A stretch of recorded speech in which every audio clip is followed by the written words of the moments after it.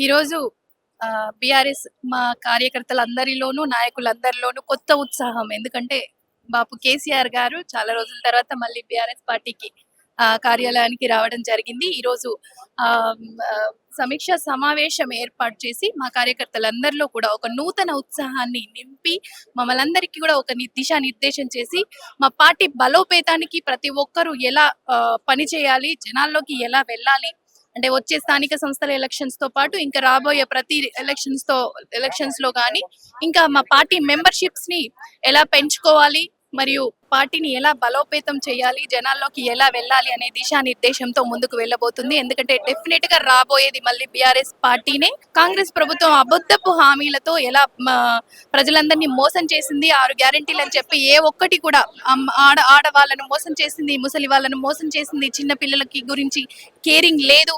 అంటే nutrition food లాంటి ఎన్నో రకాల పథకాలు చిన్నపిల్లలకు కూడా ఇంటింటికి గడప గడపకి ప్రతి ఒక్కరికి కడుపులో ఉన్న అంటే ఒక స్త్రీ గర్భం దాల్చినప్పటి నుంచి కడుపులో ఉన్న ఆ వాళ్ళకి న్యూట్రిషన్ ఫుడ్ తో నుంచి కాటికి వెళ్లే వరకు కూడా ఎంత బాగా ఒక తండ్రి, ఒక అన్నయ్య, ఒక తమ్ముడే ఎలా చూసుకున్నాడు కేసీఆర్ అనేది ఈ రోజు బాపు కేసీఆర్ గారు లేనప్పుడు వాళ్ళకి ఆ విలువ తెలుస్తుంది. ప్రతి ఒక్కరిలోనూ ఈ రోజు ఇదే బాధ. దేవుడు లాంటి మనిషిని మేము మా ఓటుని వెయ్యక వేస్ట్ చేసుకున్నాము అని ప్రతి ఒక్కరిలోనూ ఆ బాధ ఉంది.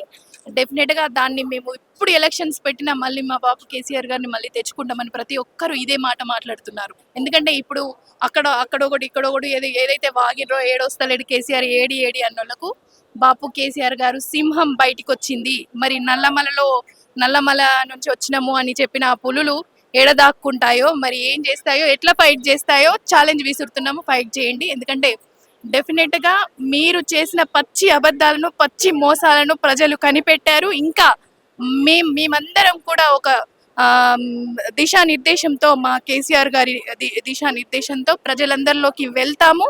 మీ కాంగ్రెస్ పార్టీని అట్టుముట్టిస్తాము. అంతే. డెఫినెట్ గా అంటే కులగణన చేస్తామనేది ఏదైతే చేశారో అది పారదర్శకంగా జరగలేదు. ఎందుకంటే ఇదివరకు కలేకర్ అప్పటి 42% రిజర్వేషన్ అని చెప్పేసి వాళ్ళు ఎప్పుడైతే చెప్పారో అప్పటికి ఇప్పటికి పెరగాలి కానీ ఎట్లా తగ్గుతుంది? 46% కి తగ్గించి అట్టడుగు అనగారిన వర్గాలన్నింటినీ కూడా మోసం చేశారని ప్రతి ఒక్క బీసీ సంఘాలు కానీ ప్రతి ఒక్కరు కానీ గలమెత్తితే మళ్ళీ ఈ రోజు భయపడి రీసర్వేకి పిలుపునిచ్చారు. దాన్ని మేము స్వాగతిస్తున్నాము. కానీ ఈ రీసర్వేలోనైనా బీసీలకు ప్రత్యక్షంగా న్యాయం చేయాలి. ఎందుకంటే వాళ్ళకి చట్టబద్ధంగా వాళ్ళకి ఏదైతే 42% ఇస్తానన్నారో అది ఇవ్వాలి. ఇంకా డిమాండ్ చేస్తే మేమెంతో మాకంతా అన్ని రకాలుగా ఉద్యోగాలలో కానీ సీట్లలో కానీ ప్రతి దాంట్లోనూ మేమెంతో మాకంతా న్యాయం జరగాలని నేను డిమాండ్ చేస్తున్నాను.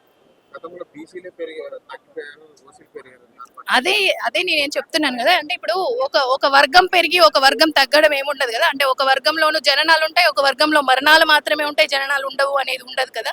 డెఫినెట్ గా ప్రతి వర్గంలోనూ పుట్టుకలు ఉంటాయి, చావులు ఉంటాయి.